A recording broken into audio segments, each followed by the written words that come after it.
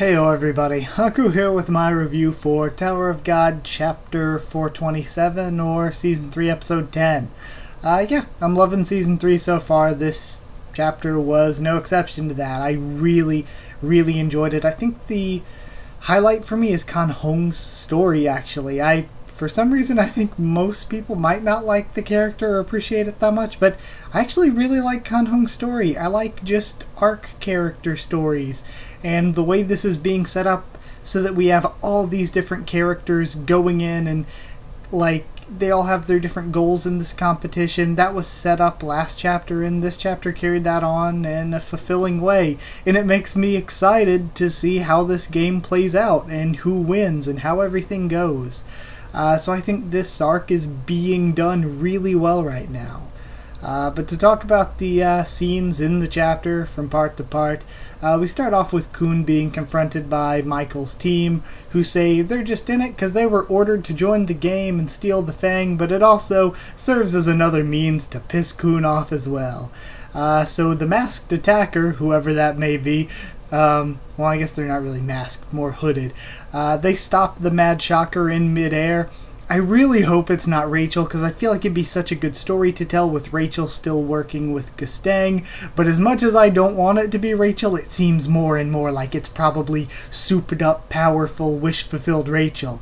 So as much as I don't want it to be, it probably is, especially since there is one panel where they look really feminine, so I'm like, I was hoping that at least it was maybe a guy before, but no, it seems like it's totally Rachel. But the way they jumped off of Mad Shocker and kicked it away reminds me a lot of Waryun in the Crown game. So, I don't know. Makes me think that maybe it's a callback to that somewhat. Probably not. Siyu just probably thought it looked cool, but I was thinking maybe it's a callback to when she saw Waryun doing that and she's like, that's cool, could I do that now? So yeah, I don't know. Probably just a coincidence though.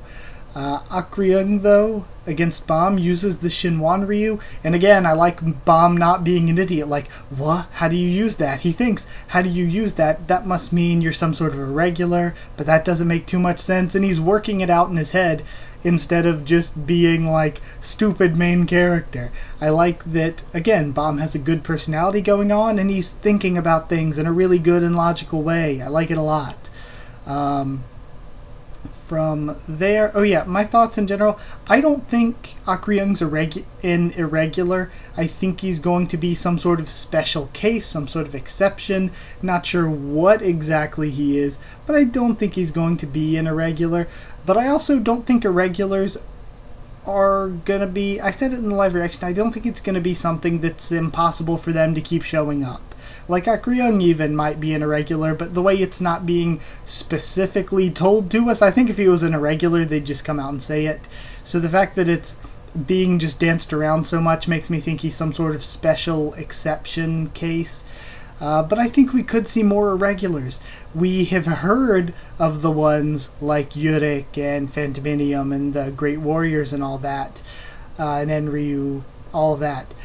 We've heard about them, but I don't think that means that they're the only irregulars. At any point, Siyu could say, oh yeah, there's more irregulars, we just haven't talked about them yet. So I totally think we could see more in the story. Ship calls Bomb about the Fang situation. Bomb uses Water Dragon, which looks awesome, but we cut away before we see how things end up. I will mention, a lot of the panels with Akryung and Bomb looked amazing. The art was really on point during that exchange.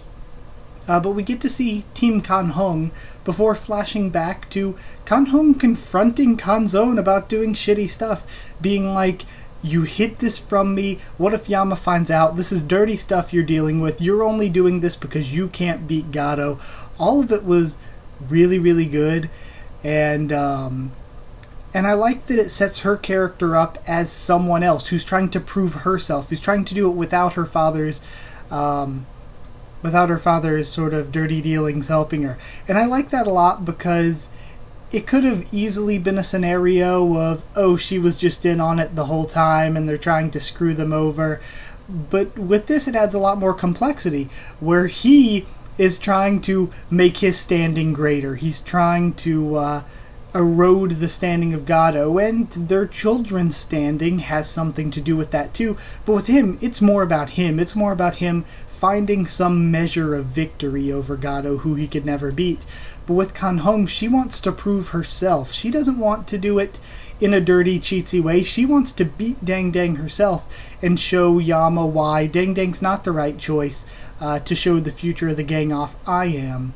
So I really like that, and I think that this scene actually won me over on her character a lot. I already thought it was good to have all these different characters with all their different goals, but this scene in particular won me over to her and her goals, and I'm like, I hope Canhong can come out of this kind of with something positive, even if she's probably not going to win, obviously. So it made me actually care about the characters.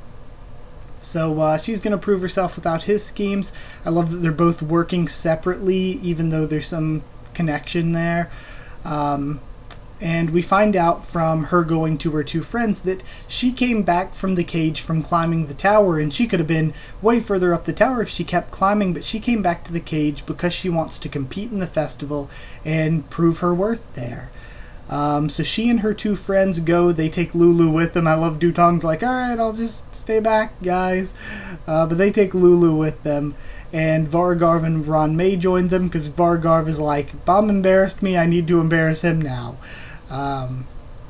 From there, we learn from a flashback from Lulu that the creature she has was actually not something she had beforehand. It was something given to her by the guy who offered her the job. And since her job was to capture Dang Dang and keep him hidden without her being told who Dang Dang was, it makes sense that the guy who offered it to her, I mean, it might have been an intermediary, like, what was the guy's name? I don't even remember his name. Bongso? Yeah. It could have been an intermediary like him, but it could have potentially been Kanzone who was the one who gave it to her and set her on this path. But it was probably somebody like Bongso, probably an intermediary now that I think about it a little bit more. But either way, they run into Michael's team in the hallway, and then Kun teleports Michael to him and punches him. Now, I was confused about this in the live reaction because I didn't notice Michael in some of the panels where he was off focus. He was summoning that syringe sword looking thing. So yeah, it was Michael that got teleported, and in the one panel right before Kun's about to punch him, when he has sort of the blue filter over him because of the lighthouse, it really didn't look like him in the face at all. Like, the eyebrows looked different. It just didn't, like, the nose and chin were more angular. It just didn't look kind of on character model for him, which confused me even further. Plus, there's the fact that, like, we see him one panel, he's running in the front of the group, then we see the person in the back of the group get teleported, which was him. So it's like he just, from one panel to the next, went from front of the group to back of the group, then gets teleported all the way back in the hallway to where Kun and Dang Dang are.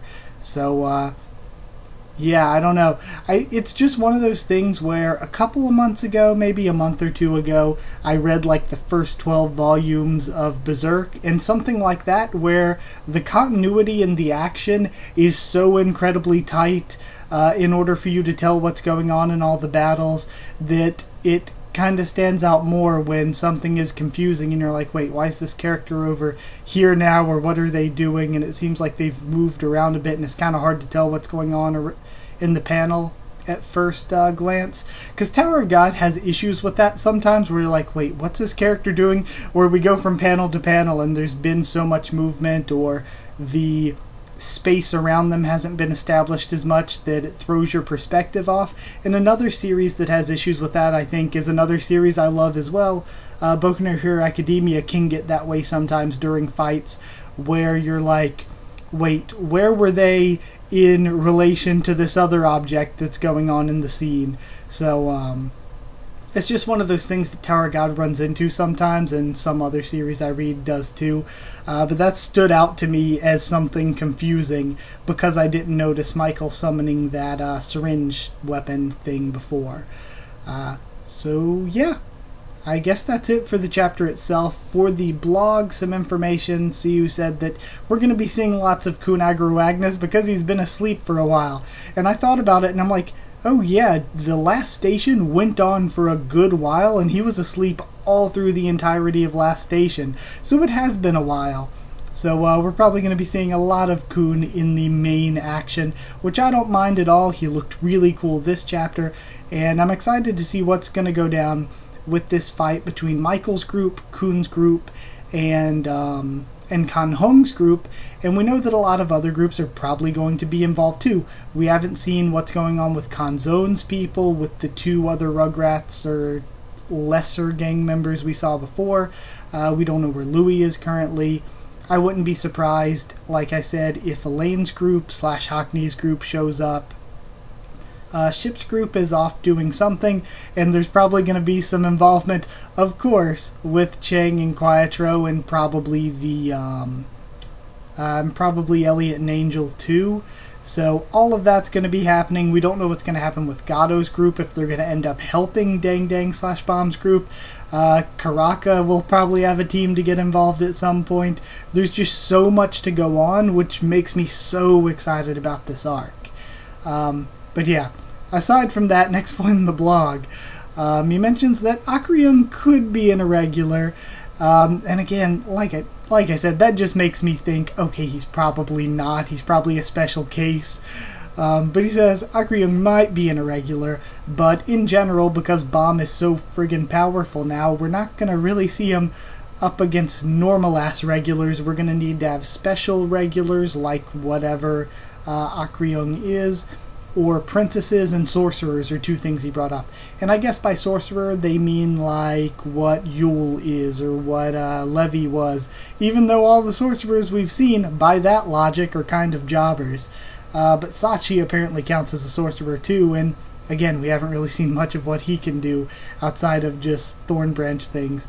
But either way, another thing he mentions in the blog is that, oh yeah, you all know that even when other people will shit on CU, I try to be as positive and as forgiving as possible, and as understanding as possible, and I really think he does a great job with Tower of God, given all the problems that are thrown his way with the schedule and with what Lion and Naver want him to do.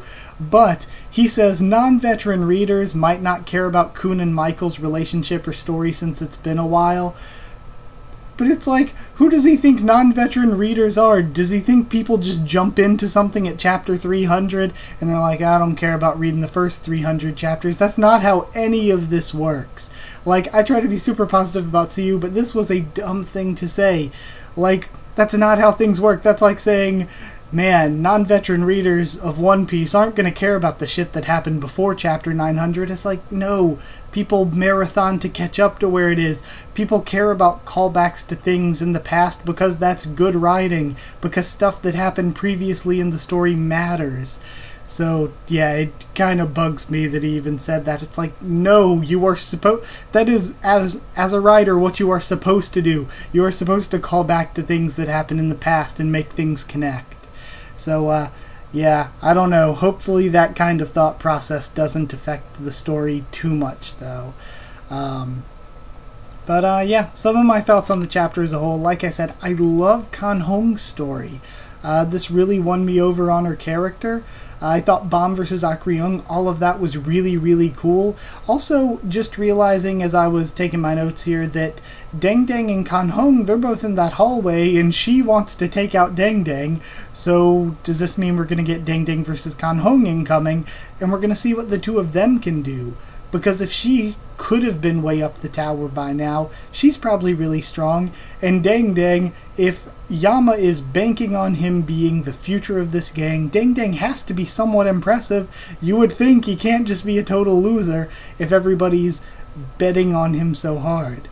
But yeah, I'm really excited for the game, like I've said, because there's so much going on with all these different characters and all their different goals.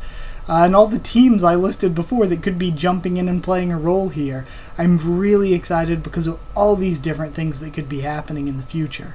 So, yeah, I absolutely loved it. 8.5 Lady Gems out of 10.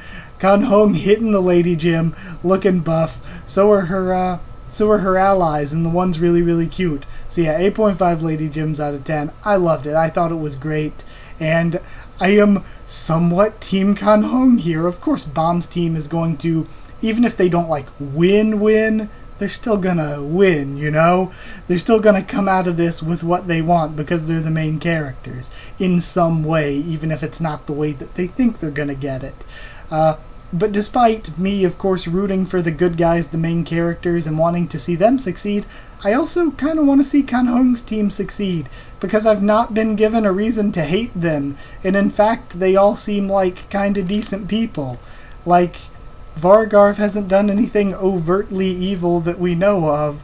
Lulu seems like a really good and relatable person, and Canhong seems like she doesn't care about the evil machinations of her father. She just wants to do right and prove herself and her own worth. So it's like, they haven't really done anything evil for us to dislike them, so I kind of root for them. Michael's team, though, screw them. Screw them, and I hope that's not racial, but it probably totally is. But yeah, I'm going to end it here. Like if you did like the video. Comment down there to tell me what you thought of this chapter, what you thought of my thoughts on it and all that. Subscribe for more. Tower of God, much more on the channel. Follow on Twitter if you want. I can try to keep you updated there and stuff for the channel or talk to you there. And if you want a link to our Discord server to talk to me or more of us there about this series or anything else, just ask and I can give you a link. That's it. Thank you once again for watching, and I'll see you all next time.